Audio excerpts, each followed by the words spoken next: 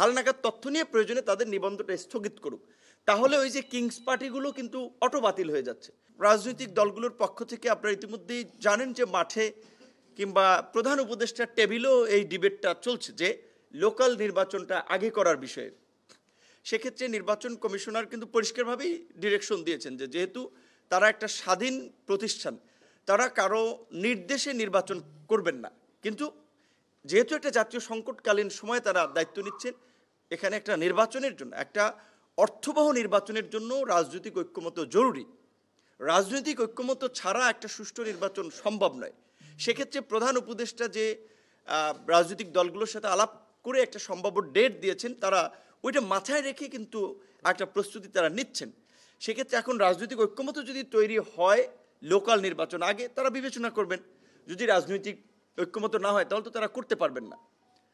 চতুর্থত, আমরা যে বলেছি যে বিশেষ করে গত নির্বাচন আগে আমরা দেখেছি দুটো পার্টিকে নিবন্ধন দেওয়া হয়েছিল গোয়েন্দা সংস্থার পরামর্শে, যেগুলোকে আমরা কিংস পার্টি বলি। 2008 সালেও এরকম কয়েকটা পার্টিকে নিবন্ধন দেওয়া হয়েছিল। তো এই যে নাম সর্বস্ব পার্টিগুলো যে নিবন্ধন নিয়েছে, এবং এখন আবার বিভিন্ন রাজনৈতিক মহল থেকে আলাপটা হচ্ছে যে একটা আনুপাতিক হারে নির্বাচনের বিষয়। তো আনুপাতিক হারে যদি নির্বাচন করে তাহলে একটা ব্যালটে কিন্তু সব রাজনৈতিক দলের আপনার মার্কা থাকবে।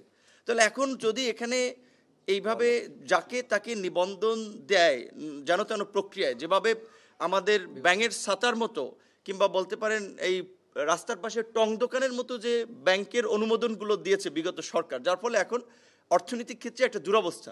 তার নির্বাচন কমিশন যদি এইভাবে খালি নিবন্ধন দিতে থাকে, বর্তমানে আমরা যেটা মনে করি যে নিবন্ধন পাওয়ার জন্য যে শর্তটি আছে নির্বাচন কমিশনের, সেটা ভালো বিধান যে 100 উপজেলা এবং মেট্রোপলিটন এলাকা থানায় কার্যক্রম এবং অফিস ও 1/3 জেলা কমিটি, এইটা প্রতিপালন যেসব রাজনৈতিক দল করছে না, হালনাগাদ তথ্য নিয়ে প্রয়োজনে তাদের নিবন্ধনটা স্থগিত করুক।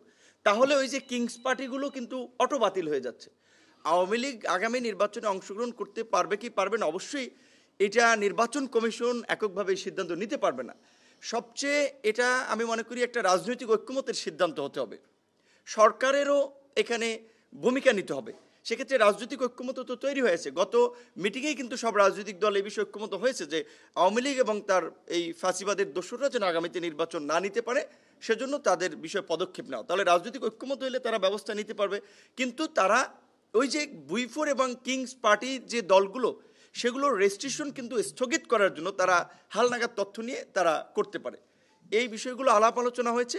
আর প্রাসঙ্গিক যে আপনারা যে বিষয়টি বলেছেন, যা একজন সাংবাদিক যেটি আমরা যে তারুণ্যের প্রতিনিধিত্বকারী একটি রাজনৈতিক দল হিসেবে বাংলাদেশের অত্যন্ত সংকটকালীন সময়ে চ্যালেঞ্জ নিয়ে আমরা এই জায়গাটাতে এসেছি। আপনারা দেখেছেন যে সরকারি সুবিধা নিয়ে কিংবা কোনো এজেন্সির প্রেসক্রিপশনে গণ অধিকার পরিষদ গড়ে ওঠে নাই।